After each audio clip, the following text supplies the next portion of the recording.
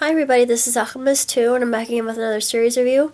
I just watched Lion 4 Alternate Ending. Of course, the actual episode hasn't been aired on television yet, but with my current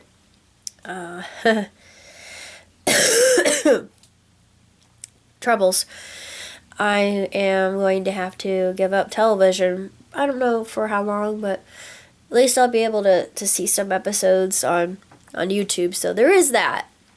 It's not the end of the world. I will still give you reviews. I don't know about the Magicians or anything. All the other television series that I've been watching. But more than likely, I will be able to do Steven Universe since leaked episodes are coming out online, and apparently Cartoon Network doesn't know about it. Or maybe they do. I don't know. But one thing that was really interesting about this particular episode, and yes, this will have spoilers, and forgive me for that, but I'm thinking that Steven does have a sister, Nora. Because I know that the video was the same, however, it was just Nora's name. Because it's like Mr. Universe said, or Mr. DeMeo said, that Garnet couldn't even predict it, and sometimes her future vision is a little bit murky. So I thought, yeah, that's very intriguing. But as far as Nora in and of itself, I'm curious. I was thinking maybe Steven does indeed have a sister. It's like some other Crudiverse hosts were suggesting that perhaps she could have been corrupted somehow.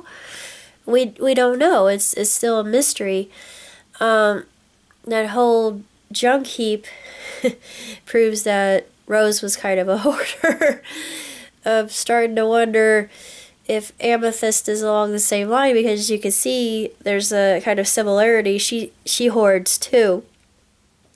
So I'm thinking that's a trait that courts share in common. Maybe, I don't know. I just noticed that. That was just a little thing. Of course, the corruption sound when Lion warps back, and what was so intriguing is when Steven asked Lion, well, why couldn't we just warped here? And another thing I noticed is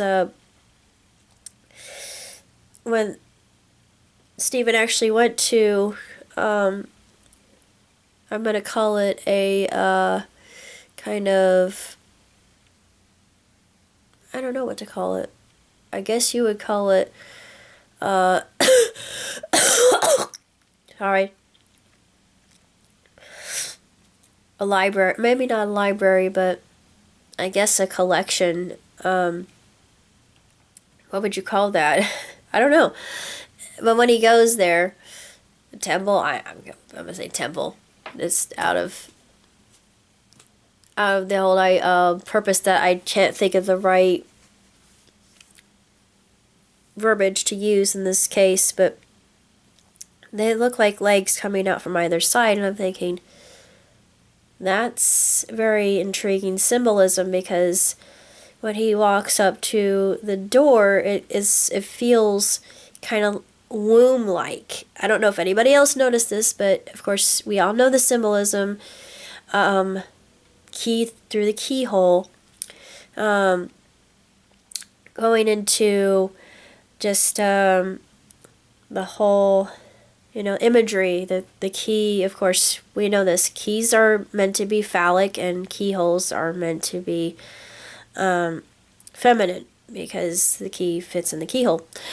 And I was just thinking, maybe this is a rediscovery, a rebirth for Steven, and he's going into the womb a second time.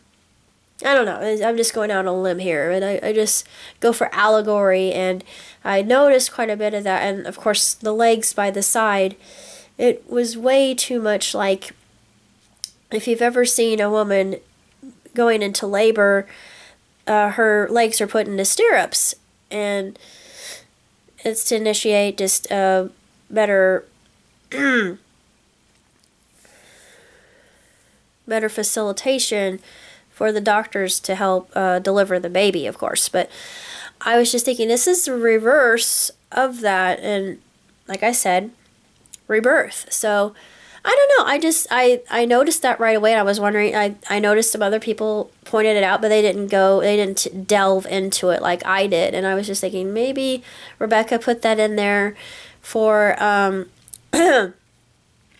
more clarification of Stephen is. Of course, he's depressed. He doesn't understand. He's going through an existential crisis, basically.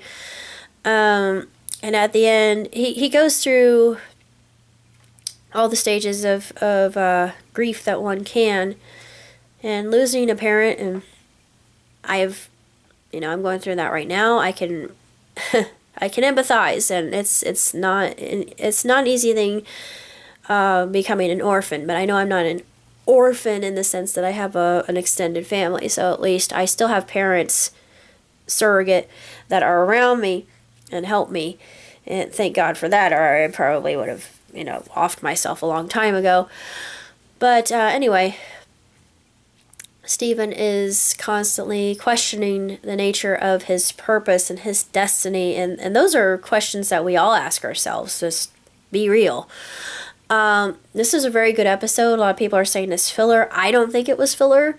And it's interesting that he mentions, oh, this is the place where I found you, when he was speaking to Lion. I thought, we don't really know that much about Lion. And of course, some people are saying that Lion is Pink Diamond. I can see the resemblance, and I'm thinking that maybe there could be something to that. And I'm excited to see more episodes as they come out, but this episode left more questions than answers. So we'll just have to wait and see what comes next. Until next time, live long, prosper. Ciao, Tutti.